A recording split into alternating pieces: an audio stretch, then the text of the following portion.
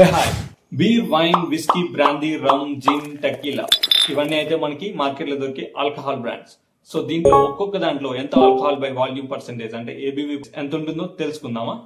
అయితే బీర్ లో అయితే మనకి 3 to 7%, వైన్ లో అయితే బ్రాండ్ బట్టి వ్యారీ అవుతుంది 9 to 15%, అండ్ విస్కీలో అయితే 40 to 50%, వాడ్కా అయితే 35 to 50%, brandy 35 to 60%, rum 35 to 50%, gin 37 to 47%, and tequila 30 to 50.